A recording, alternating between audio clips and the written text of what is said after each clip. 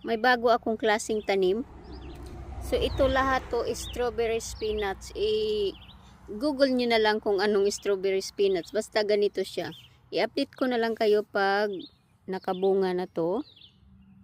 So yan, nagbulaklak na siya.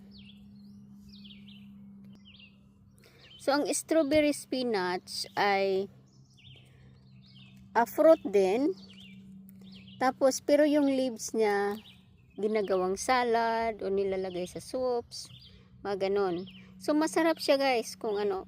First time ko tong nagtanim kasi nakita ko lang to sa nagpop-up sa ko na mayroon palang ganito. So bumili ako ng seeds. I-update ko kayo anong hitsura.